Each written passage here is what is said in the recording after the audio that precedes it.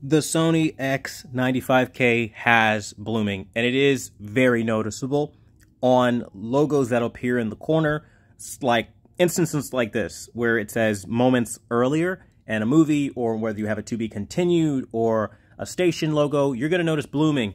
Also on user interface items, like on PlayStation 5, I'll show you guys this. Okay, so the user interface stuff where you can see pause and play, it's going to light up like the 4th of July, and you're going to see it across the entire screen. All that blooming that you see, I actually do have on my end. It's pretty bad, not going to lie, and you can notice it. So for those who are maybe buying this TV because they heard that Sony has a mini LED TV, master backlight drive, this is nothing like the Z9D. I did want to make that very clear because I know a lot of people are buying this for the black levels. You're going to have to go with something like the A80K or one of their other OLED options if you want Sony black levels to be on point, because it's very clear that this is the direction that they chose.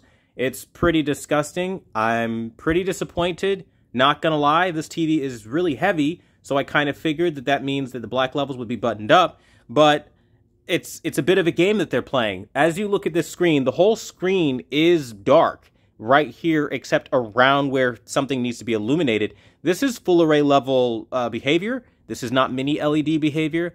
And I'm very disappointed because I was going into this believing that, again, Sony would be able to optimize the mini LEDs. Now, I don't know if a patch later down the road will fix this, but as you are clearly seeing, the blooming is a massive problem, and it does show up. And then it immediately fades away, and then the black levels kick back in. So it's just kind of like one of those things where, like, this is performing a lot like the 2017 Sony X930 E as far as their black levels, which is disappointing because that was an edge-lit television. So to further prove this, I'll show you if we open up our menu. Now my camera's going to overexpose everything, but I want you to see. If you open up the menu and we go to the brightness, I want you to see the difference between the local dimming levels, because that will show you what I'm talking about. So if we turn local dimming off, the entire screen more or less will get gray. I don't know how well that'll show up actually. So I'll try to open it up again. We'll go back down. Let's see. Local dimming. Oh, that was the peak luminance. I actually want my peak luminance set to high, but local dimming I'm going to turn off, okay? So local dimming we have turned off, and you can clearly see the whole screen is gray. If, let's see, now the whole screen is gray, the uniformity is pretty bad. We turn it to local dimming low, it gets a little better, but you can still see the blotchiness, and you can still see it's a bit more gray. Now there's a massive switch from low to medium, so the thing is, on low, the whole screen is gray, but kind of uniform in its level of black level reproduction. But then the moment you switch to medium, then that's where you start seeing that glowing around bright objects. And I see that whole trail in real life, all around, even the text box of the TV. So then when you go to high, it gets a little tighter and a little bit less obvious. But as you clearly see, you still do have that glowing. And it is something that I am noticing here. It's really irritating, again, because, you know, you shouldn't have such a big difference. And again, the biggest difference is just, again, you're seeing it in real time. Low, everything's gray. Medium, everything is, you know, black except for the text box, but there's still a lot of glow around it. And then when you go too high, of course, that's less. But again, your local dimming should be tighter than this, in my opinion, because I feel like Sony really is selling mini LED because they know people are expecting deep black levels. This is not it. This is not what we were expecting, and I do want to be the first and only person right now to talk about the lack of black level control on the Sony X95K, and to specifically give you visual aids like I just did, showing when you go through all of the local dimming options, it doesn't matter, you're still going to have bright glowing. And it's because, again, that's just the way that the zones don't really look to be all that much.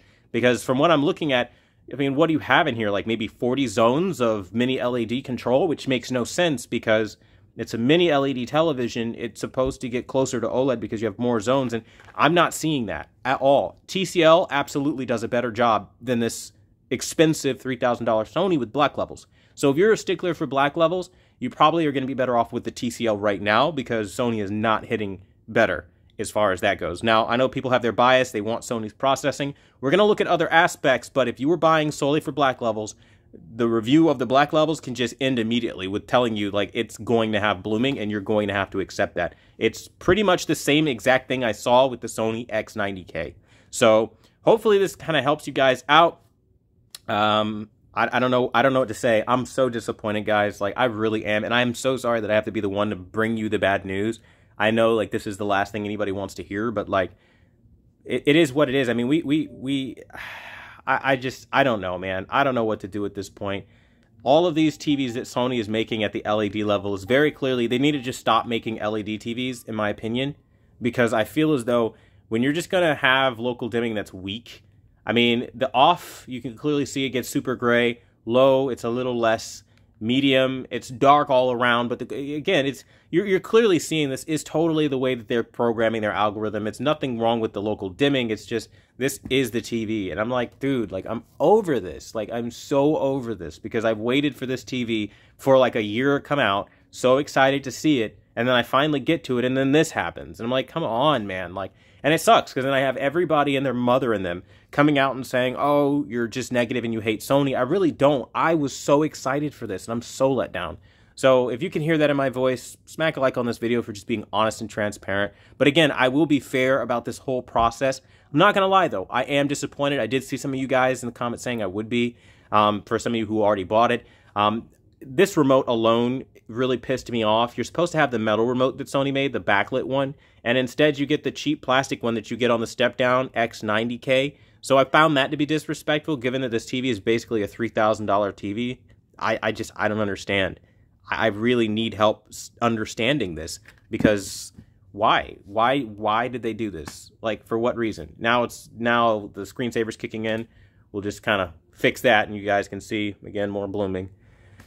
Oh, man, this sucks. All right, sorry to be the bearer of bad news, but again, maybe it turns around when we look at other aspects, but this is what it is. I want to thank you guys so much for watching the #1 brand in honesty, where we keep it real with you, even when this happens. So if you like that kind of thing, again, smack a like on this video, subscribe, join the journey, and until the next video, I'll see you guys later.